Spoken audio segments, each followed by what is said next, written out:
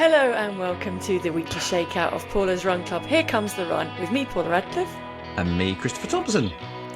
And top of the programme, or top of this shakeout, Thommo, we're going to talk about another shakeout, the one that's happening in Durham on the 15th of July. So that will happen on the 15th of July from the Radisson Blu Hotel. We're going to meet at 8 for 8:15. We'll go on the shakeout, and then there will be breakfast, chats, photos and all of that afterwards. And then if you fancy hanging around at the Gala Theatre in Durham, that evening we will be meeting around 6:30, and at 7 there will be a screening of the Chasing Stars documentary, followed by a live podcast.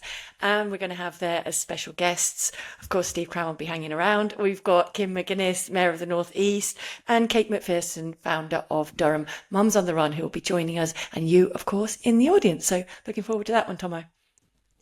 Yeah, I mean, you've nailed it all. I mean, it's mouth-watering, as well as the fact that I am dripping with sweat right now. But yeah. Have you still not cooled down? You know why? Because you still haven't got in the ice bath. No, I know. Quick tips before we start the shakeout for running in hot weather.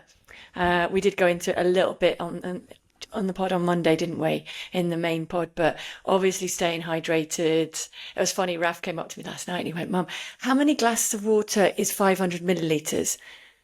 And I said, well, it depends how big the glass is, Raf. Why? And he said, because I've just read that when it's really hot, you've got to drink 500 millilitres exactly at bedtime, and then 3.5 in the morning. And I'm like, 3.5 litres in the morning? I went, that might have been through the whole day. Yeah. But that's the thing, though. The increase in demand is huge, because one of the first things I notice when it gets hot is the amount I drink, yet I don't pee. And that's the best test, isn't it? Really, is if you're peeing clear straw coloured, you're good. If it starts to get stronger, then you're obviously not well enough hydrated. And I think the basic rule of thumb, I used to be told it was like, if you're not doing any exercise at all, it's at least 1.5 litres a day that we really need. And then for every hour of exercise, that's another litre. And then when the temperature goes up, you keep adding more. So I guess he's not far off with his 4 litres if you are training and running around and it is as hot as it is at the moment. And the other thing we chatted about before was not confusing or not forgetting that you need to eat as well, because sometimes the heat confuses the hunger and thirst symptoms a little bit. It does. But also, I did run today, and it wasn't deliberate, but I was on a run and I actually bumped into Gary Staines, if you remember him, quite randomly. He lives in Colorado at the moment, and I was running down the road and this cyclist just came at me and stopped, and I thought, if he doesn't know me, or then what have I done wrong? But anyway, it was Gary.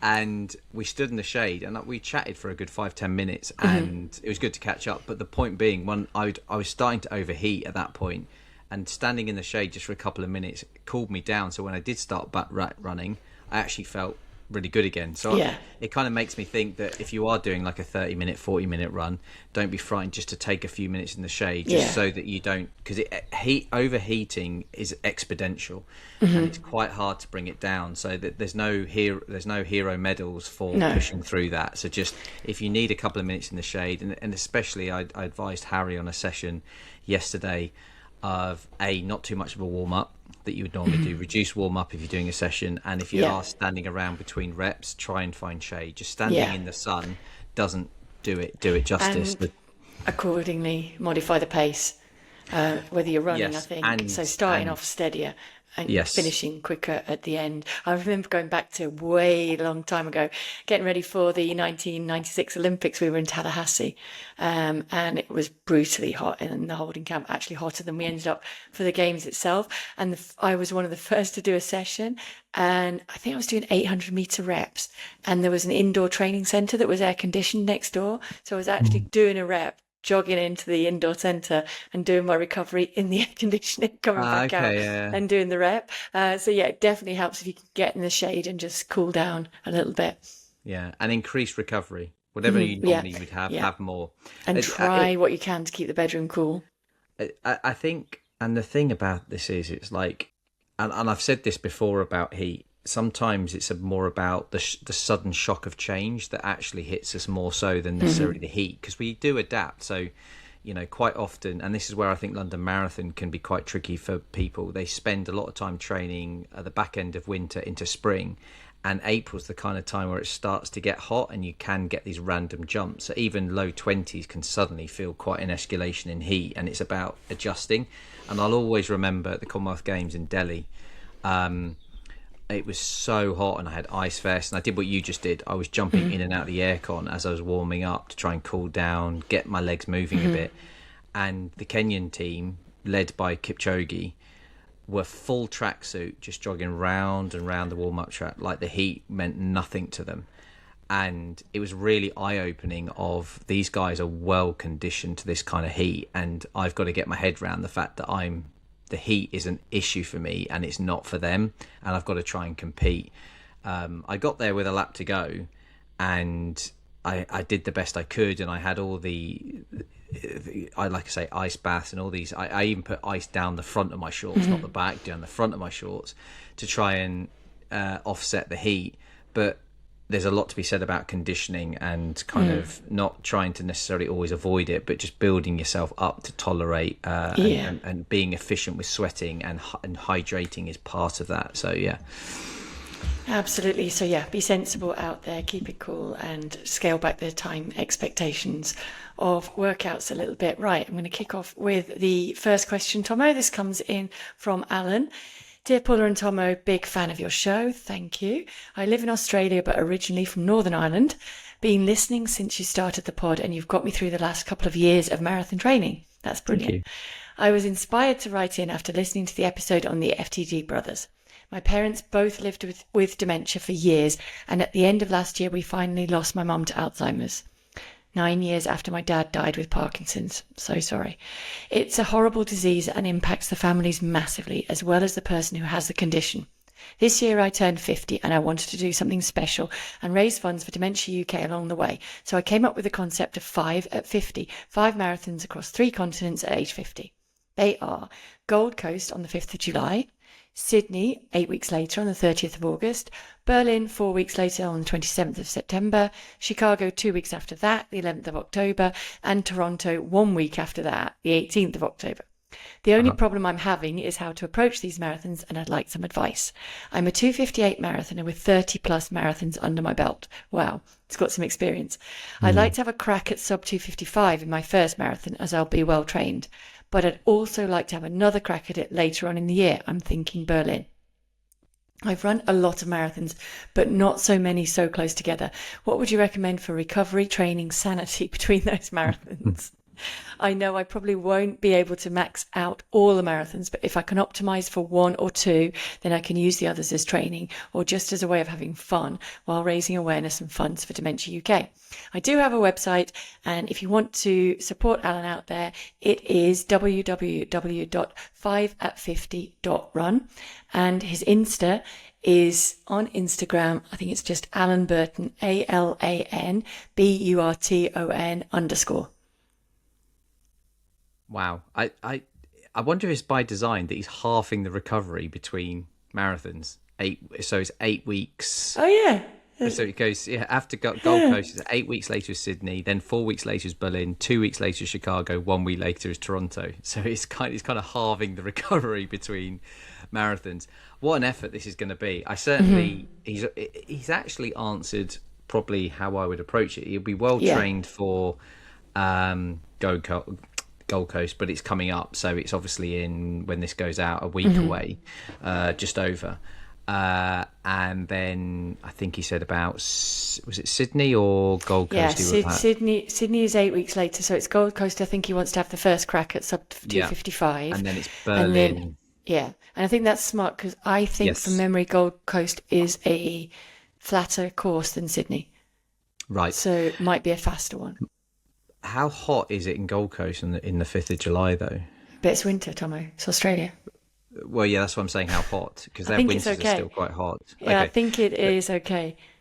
Okay, so, but again, after Gold Coast, he'll have 12 weeks till Berlin, which is a nice build-up with a long run in there in Sydney. So again, that makes absolute sense. And I think when you come off trying to run quick in Gold Coast, train, and Sydney as a leapfrog into Berlin, then you've got over the next 3 weeks, you've got Chicago and Toronto, and it's almost like they take care of themselves. You're not trying to train for them. You're just trying to stay in one piece and recover. And so, I mean, I wouldn't, whatever you do into Gold Coast and Berlin is your standard way. But after Berlin, just whatever you need to do, recover, ice baths, drink well, eat plenty, massages, all those things that would help you just to get through and do very little in between. Yeah, absolutely. I think there's no need for training then. It's just the focus on recovery, and using those as long runs, and also kind of think of it as a little bit, not a lap of honor, but like you've done the hard work. So just really go out and enjoy that. And as you say, look back on the journey that you've been on and what you've achieved, and best of luck. Please let us know how you get on with this challenge. It's a phenomenal one. And if you are, anybody, other listeners are out there running any of those 5, so that is Gold Coast, Sydney, Berlin, Chicago and Toronto, and you see Alan running around, then give him a cheer on and a bit of support and a bit of company.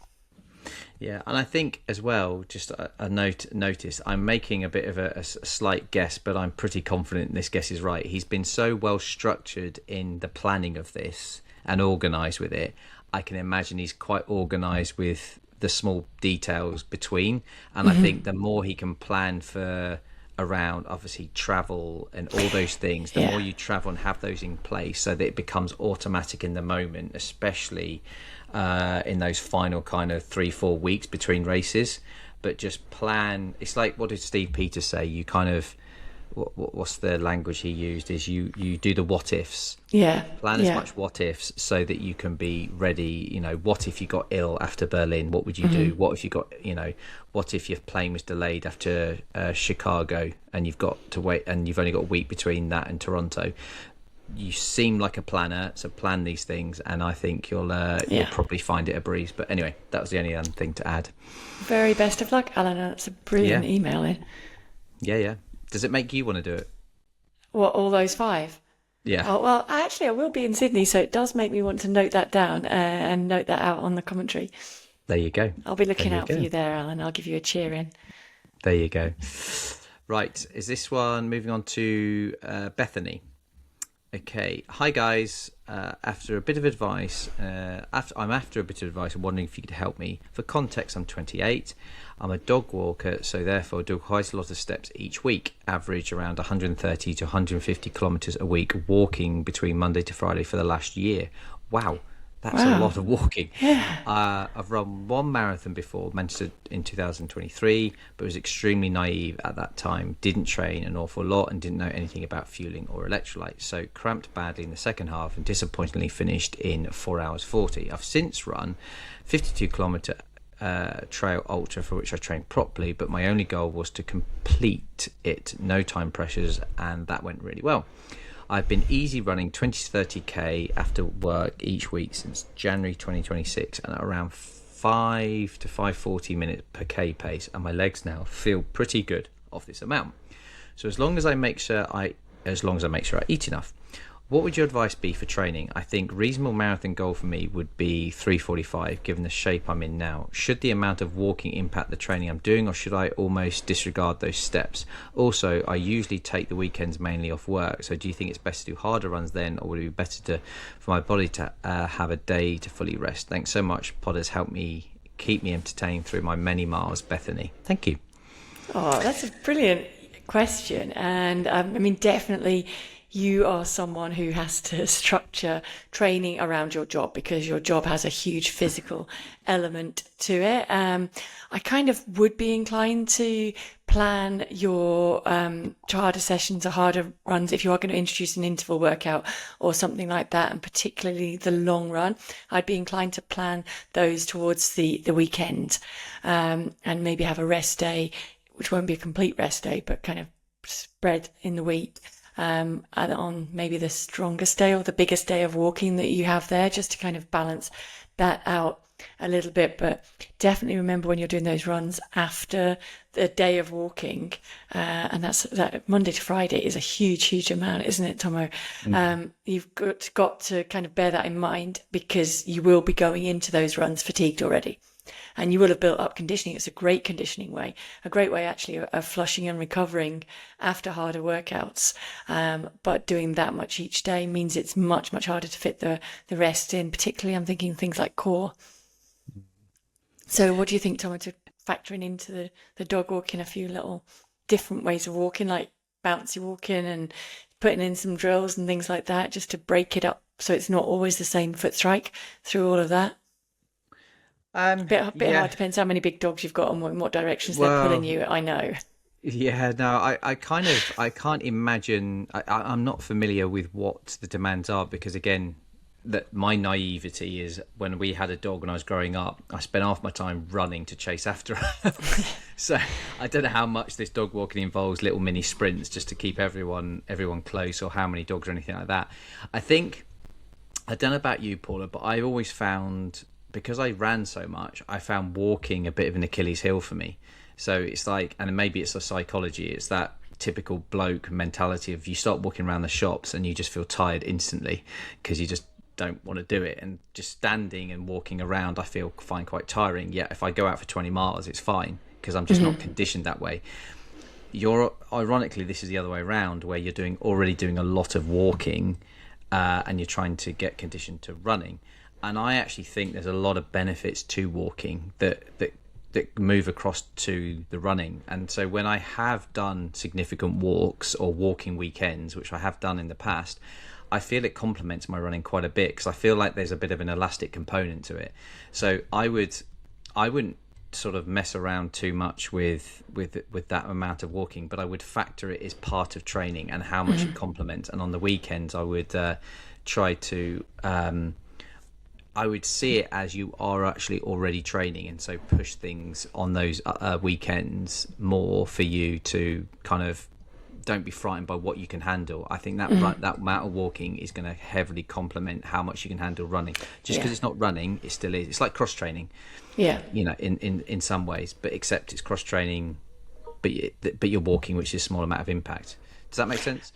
Does, very much so. The only other thing I would add, of course, is making sure that when you're doing that amount of walking, and as you're saying, Tomo, that is a big part of almost cross-training type thing, make sure that you are doing so in good supportive shoes, like pretty much your running shoes, not just kind of walking around and changing that each time, because that is I was going to say, would you stick to the same shoe or mix it up, like lower profile?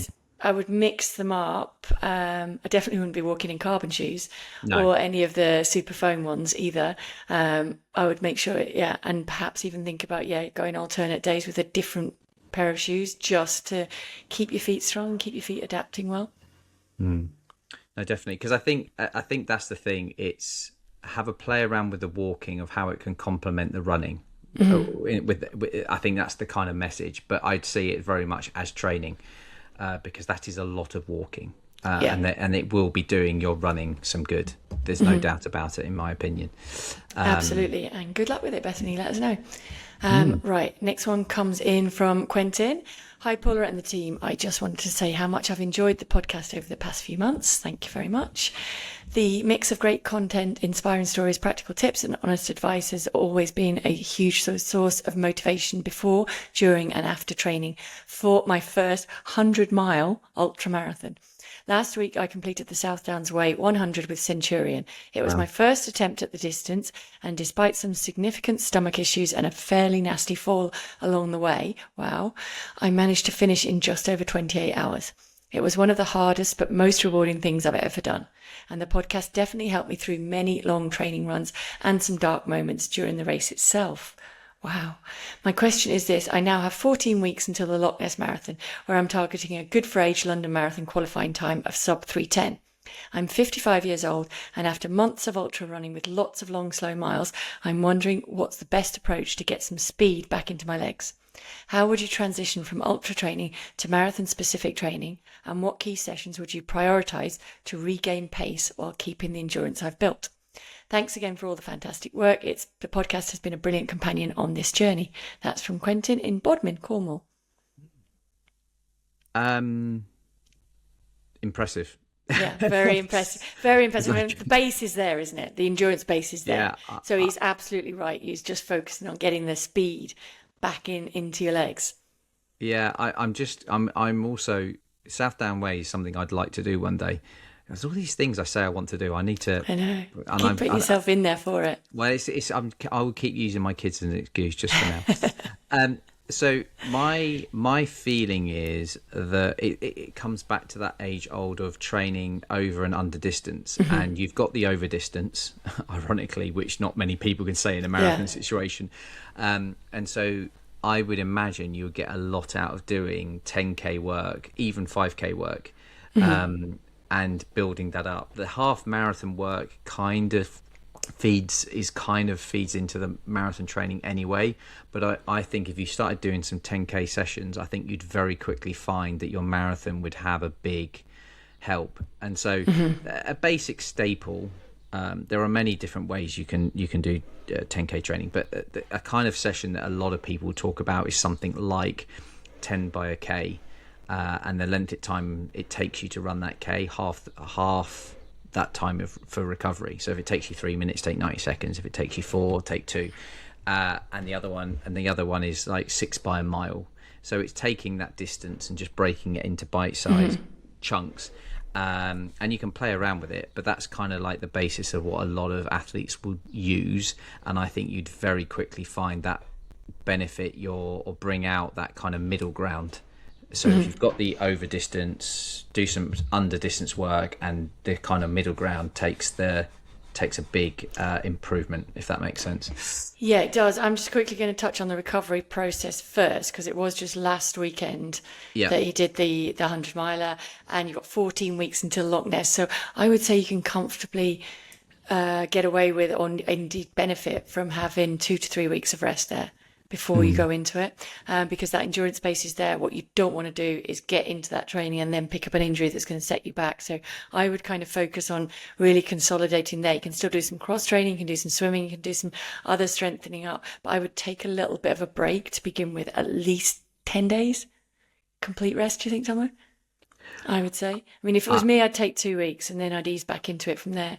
Yeah, I I would assume as well, you kind of, when you know, it's and like, it's what works for you after other ones. But given this is 100, I would take the way you'd normally recover from a marathon, increase that a little bit, or take another couple of weeks of easier, like every other day or a couple of times a week running to get back into it. And then, as we said, you've kind of, where everyone else is trying to work their long run up, you're already starting from up there with your long run, so you've got the luxury of being able to focus on the speedier stuff. So I think the ones that you've recommended, Thommo, hills in there as well, and little bits of fartleks, maybe just also finding some fun races dotted around, things like a park run just to jump into, just to help get a bit more company, just to kind of refresh a little bit. And also, after probably the monotony and the mental struggle of the longer stuff, your mind might take a little bit of time to adjust back to the speedier stuff as well. So that's why having a bit of company on that might help to get you through that. Very best of luck. We did have Hugh on talking about one of the best ways to get into that marathon next year, and it is, he did recommend, didn't he, go for the Good for Age. That was the best way to get a good shot. So very, very best of luck with that, Quentin, and we will be watching out for that Loch Ness to see how he goes there. Please let us know. I can't. Do you know what? What I can't believe is Good for Age qualifying time for a 55-year-old is 3 hours 10. I know. That's so fast. Like, it just shows you how much. I'd love to see a graph of how that's progressed, because again, from my understanding, and please listeners don't quote me on this, but my understanding is the Good for Age doesn't guarantee it. You still have to be, there's still you still have to be the higher, there's still like they can if there are a lot of Good for Ages, they can drop it down, can't they? They can make it tougher. Well, I think it's like, let's just say for argument's sake, you have 100 spaces for Good for Age, but you've had 120 qualifier. It's the top 100 they get in. So I think it's a case of, it's not just getting it, it's also being far enough inside it to be in the top numbers. I could be wrong, but that's my understanding. No, I think you're right. The only upside benefit of this time is that, as I understand it, 2 days. So you've got 200 people getting in instead of 100. Yes. So therefore, So So they should be fingers able crossed that's to. what it means, and very best of luck with that. And yeah, just let us know how you get on. Now, we have an honours board, Thommo, but it's a very special honours board because we have been asking everyone, haven't we, to write in for those Dan Woodger's London Marathon pictures that he did and give us your reason why your running club, your running group, your coach, the people that you run with are amazing, and tell that story. And so we have an email that's come in with some pictures and a little video from Jo Lee, of course, of Jo and Alice, who she goes all around pushing Alice around marathons and runs all around the country and all around Europe as well. And she has written in, "Hi, on the pod, you're asking about who we're inspired by and how amazing our run clubs are. We are very lucky to be coached by the extremely inspirational Gemma Hillier-Moses, who's actually made it onto the honours board quite a few times in her own right, hasn't she? Yes, she has. It's so good to have someone always in our corner keeping us running. We also belong to Clumber Park Runners, a run group which is organised by the National Trust.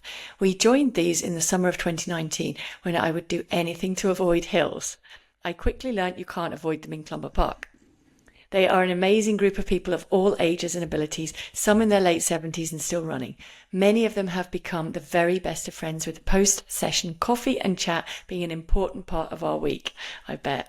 The photo I've included is of Gemma giving me a motivational speech during the last few miles of Valencia Marathon to make sure we got that marathon PB we desperately wanted. The video sums up Clumber runners perfectly. It's from Alice's 50k Ultra last July, which the run leaders organised as a fundraiser for CASC Research, the charity funding research for a cure for Alice's life-limiting condition. The plan had been for Clumber runners to take part in as many of the 3.7-mile laps around the beautiful Clumber Park as they wanted, taking turns pushing Alice. And that's tough. I've taken a few turns at that. It's great fun. Alice loves it, but it works different muscles, and you have to, you need to develop a technique for that. And hats off to Jo for what she does. So that Alice completed the whole 50k. As Chief Medical Support, I had to do the whole 50k also. It was the most amazing day, and I still can't believe how many people came and supported Alice, with 6 of us doing the whole 50k. That is such a lovely story. Wow. Thank you so much. I'm not sure how you're going to divide that picture amongst all of those. I'm guessing Gemma is going to say you can put it in the Clumber Park clubhouse there, but congratulations to Clumber Park, to Jo, and of course to Gemma, and a big congratulations to Gemma of recent trail races as well, of course, which have gone amazingly well. Yes, no, really proud of her, pleased for her. That she's only still very much learning the trade and stuff, but it's exciting. She's clearly got a knack for it, and watch this space for the future with Gemma Hillier and trail running and the UK. So yeah, really exciting talent. Is adapting so well to that. So I'm not sure who out of all those. I think I'm going to put all 3 on the honours board. Gemma on there. I've got to add Lewis on as well, because he is a big part of that coaching team too. Alice absolutely adores Lewis, so I think Alice would second Lewis being up there as well. And I'm going to put Jo on there, of course, for writing in that letter. Thank you very much, Jo, and for all of the amazing work and runs that you put in, and for being a big supporter of the podcast. So enjoy that, and please do remember you need to get in touch with yours so we can pick another one to send off one of those Dan Woodger London Marathon pictures to, and you can try and find yourself within that. And you need to contact us on +44 7564 747 914, or by email to at Paula's Run Club at momentumbroadcast.co.uk, or on socials at Paula's Run Club. Any of those will get to us with questions for the Shakeout. Please don't forget that. And also to nominate people for those pictures, or to nominate yourself, and to tell us all about how amazing your run group, your group of friends, your training club, whatever it is, are in terms of making you helping you to be a better runner. So thank you very much for listening this week. I think that's all we've got time for now, Thommo. We will see you next Monday for the main pod, and of course in a week for that Shakeout. And a quick reminder again of that Durham Shakeout run on the 15th of July, 8 for 8:15 at the Radisson Blu Hotel, and then in the Durham Gala Theatre that evening, starting around 6:30 for a 7 o'clock showing and recording of the live pod immediately afterwards. We'll be there, and then we'll also be at the London Diamond League, and we're looking at trying to get a Shakeout working then, aren't we? Yeah. So let us know on those numbers and on those contacts as well if you fancy joining that one, if you're in and around watching the Diamond League. Lots to look forward to.